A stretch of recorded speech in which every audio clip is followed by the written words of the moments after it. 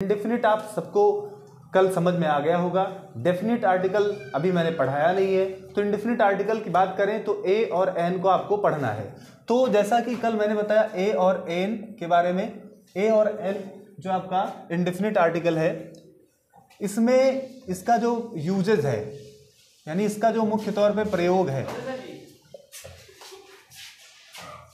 इसका जो प्रयोग है, सिट डाउन, बैठ जाओ बेटा। यूजेस इसका क्या करना है, इसका प्रयोग क्या करना है, ध्यान दीजिएगा। तो जैसे मैंने बताया था कल कि कोई वर्ड हो, कोई शब्द हो, उसका हमारा फर्स्ट लेटर है, यहां फर्स्ट लेटर एंड आपको दूसरा देखना है फर्स्ट साउंड। ये फर्स्ट साउंड और फर्स्ट लेटर तो आशा करता हूं कल समझ चुके होंगे। एक बार इसको समझ लो सभी लोग तो आपका बेहतर हो जाएगा। तो मुझे इसको रिवाइज करने की ज़रूरत पड़ रही है। यहाँ पे फर्स्ट साउंड अगर वाबेल का है, यानी फर्स्ट लेटर वाबेल का है, साउंड अगर कॉन्सोनेंट है तो ए लगा दीजिए। अगर यहाँ पर कॉन्सोनेंट आ गया, साउंड उसका वाबेल है, तो आपका एन लगेगा। तो फिलहाल ये टॉपिक में अभी आप पिछले वीडियो में देख लीजिए, वहाँ से आपको मिल जाएगा। तो यहाँ थोड़ा स्पेस बनाते हैं, चलते हैं जो कुछ उसके इम्पॉर्टेंट हैं। जैसे आप अभी लिख सकते हैं some more uses of A and N. अब पहला इसका मुख्य तौर पे उपयोग क्या है, ध्यान दीजिएगा। जैसे आप कहीं कोई काउंटिंग का कॉन्सेप्ट होता है, जैसे काउंटिंग का कोई वो हो, या क्वांटिटी आप दिखाते हो, है ना, क्वांटिटी हो, गुणवत्ता, आप मात्रा समझते हो। जैसे आप दुकान पे गए, आपको खरीदना है कोई चीज़, आप दुकान पे जाते हो और आपको खरीदना है, तो आप क्या कहोगे। जैसे आपको सपोज दैट आधा किलो चीनी खरीदनी है, तो आप क्या बोलोगे। आधा किलो चीनी अगर आपको खरीदनी है तो आप क्या कहोगे दुकानदार से, give me half a KG sugar. इसका मतलब हुआ कि मुझे आधा किलो चीनी दे दीजिए, हाफ अ केजी शुगर, यानी give me half a KG, kilogram sugar. तो यहाँ जो क्वांटिटी है, यानी यहाँ पे इसका मात्रा, आप दुकान पे गए तो आपने कर लिया। दूसरा, कुछ जो फ्रेजेज हैं, कुछ यहाँ पे क्षमा चाहेंगे, ध्यान दीजिए, कुछ जो फ्रेजेज हैं, यानी कुछ फ्रेजेज आप उसके पहले ए का प्रयोग करते हो।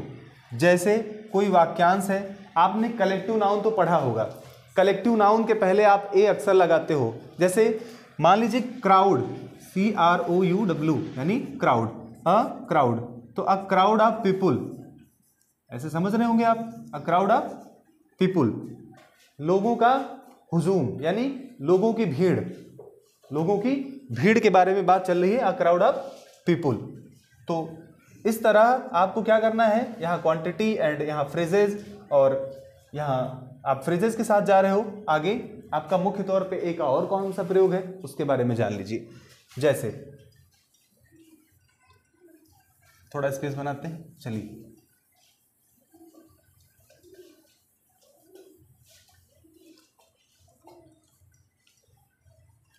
अब कल के टॉपिक में डिस्कस किया, आज ए और एन अभी क्लियर हो रहा है, चलते रहो आप लोग। ए का आपका कहाँ प्रयोग है, जैसे आप कभी भी गलती से कुछ, ध्यान दीजिएगा, कहाँ प्रयोग करते हो, कहाँ नहीं भी करते हो। तो अभी जहाँ ए और एन नहीं लगेगा, मैं थोड़ा उसके बारे में भी डिस्कस करने वाला हूँ। तो चलिए, जैसे आप लिखते हो a cup of T, a cup of T, इसका मतलब क्या हुआ, एक कप चाय, है ना।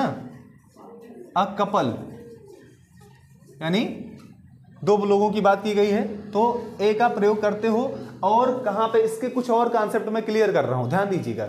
जैसे कि ए, एन और दा, ये तीन आप पढ़ रहे हो, ये तो अभी इसके बारे में मैंने कोई बात नहीं किया है बच्चों, तो ध्यान दीजिए।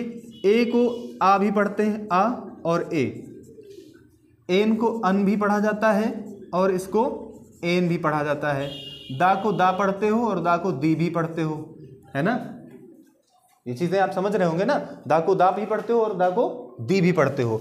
मैं अवॉइड नहीं करूँगा, आप कॉन्सेप्ट क्लियर करते रहो। स्टूडेंट्स हमारा वॉच कर रहा है। इवन ये क्लास अभी मैं ऑफलाइन मोड पे भी ले रहा हूँ और ऑनलाइन मोड पे भी ले रहा हूँ, तो आप उन बच्चों के लिए ये मैं ऑडिट कर रहा हूँ, शूट कर रहा हूँ, जो लोग अभी हमें घर से भी देख सके या यूट्यूब पे देख सके। तो चलिए बेटा ध्यान दीजिएगा।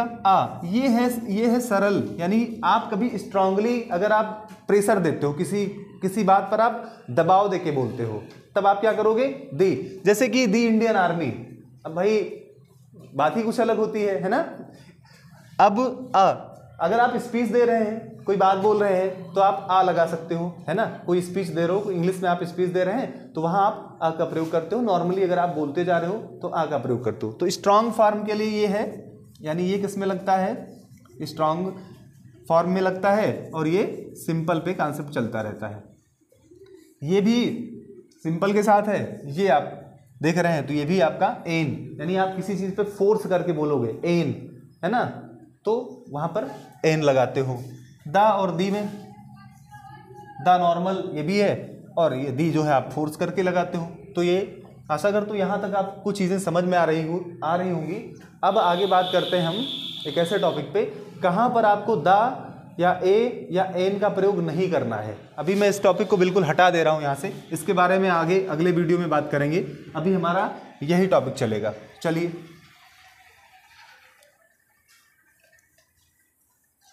अब ध्यान दीजिएगा। आपने देखा होगा प्रॉपर नाउन, इवन पढ़ चुके हो, मैंने इस पर एक वीडियो बनाया था, नाउन के बारे में मैंने बता दिया था। प्रॉपर नाउन के पहले आपको कभी भी ए या एन का प्रयोग नहीं करना है। आप यहाँ पर ए या एन का कोई प्रयोग नहीं करेंगे, गलती से भी, कहीं भी नहीं। एंड काउंटेबल नाउन, नहीं काउंटेबल नाउन।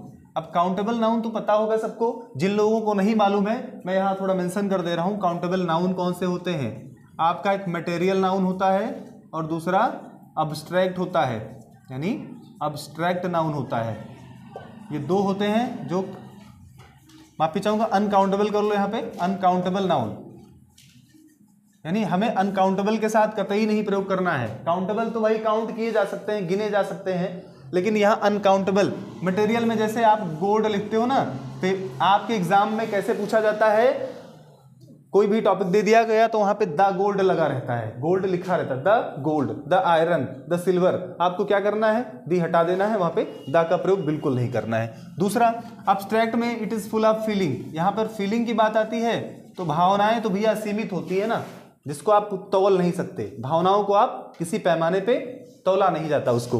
तो यहाँ समझिएगा, यहाँ फीलिंग्स आती है तो अब्स्ट्रैक्ट के पहले आपको यहाँ पे आपको ए और एन का प्रयोग नहीं करना है। आगे चलिए, तो आज मैं बात कर रहा हूं ए और एन पे, इसमें आगे के टॉपिक पर हम डिस्कस करेंगे। अब हमारा, चलिए आगे का टॉपिक क्या है? दूसरा आएगा हमारा डेफिनिट आर्टिकल, यानी डेफिनिट आर्टिकल। डेफिनिट आर्टिकल की बात कर लें, इसमें सिर्फ ये है आपको द का, यानी द, और इसी को दी भी पढ़ते हैं, सिर्फ इस पर डिस्कस करना है। तो इस टॉपिक को हम नेक्स्ट डे में डिस्कस करेंगे, यानी अगले वीडियो में मैं आपको बताऊंगा। अभी आज के लिए इतना ही, मिलते हैं अगले वीडियो में, तब तक के लिए शुभ दिन।